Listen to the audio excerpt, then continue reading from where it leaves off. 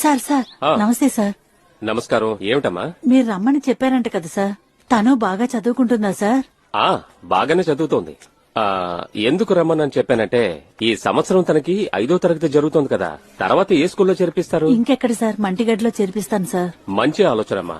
అది మంచి స్కూలే, గవర్నమెంట్ స్కూల్ కదా. అవును సార్. దాంతో పాటు నాకు ఇంకొక ఆలోచన వచ్చిందమ్మా. ఏంటి సార్?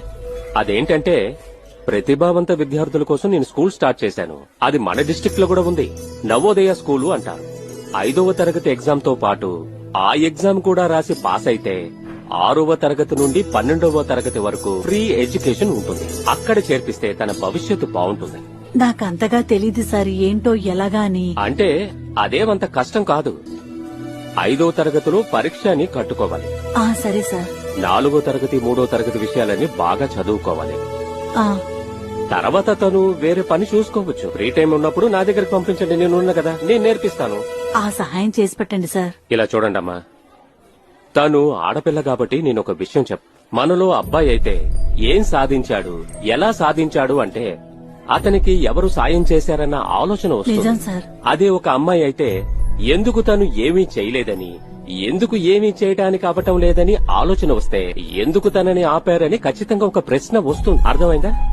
ఇలా చూడమ్మా, కూతుర్ని చదివించాలని నువ్వు, బాగా చదవాలన్న తన ఆశయాన్ని ఏ కష్టము స్టాప్ చేయకూడదు. ఇదే నా ఆశ. ఇలా చూడండి సార్, నాకు ఇలాంటి విషయాలన్నీ తెలీదు సార్. మీరే మాకు సహాయం చేయాలి సార్. సహాయం లేదు, ఉపకారం లేదమ్మా. పిల్లల కోసం మేము ఇవన్నీ చెయ్యాల్సిందే కదమ్మా. మాస్టర్ పని అంటే ఇదే కదా. నేను బయలుదేరతాను. సరే సార్. అమ్మా, తను సార్ చెప్పిన ఇప్పుడున్న జనరేషన్ లో స్కూల్లో అడ్మిషన్ దొరకడం కంటే ఒక ఎమ్మెల్యే టికెట్ దొరకడం చాలా ఈజీ మెలాడ్. మినిమం 5-6 నెలలు స్కూల్ చుట్టూ తిరగాలి తెలుసా. ఉన్నవి 30 సీట్లు, అమ్మేవి 3000 అప్లికేషన్లు. ఒక్కో అప్లికేషన్ ని 3000 చొప్పున కొన్నా సీట్ దొరుకుతుందని గ్యారంటీ లేదు సార్.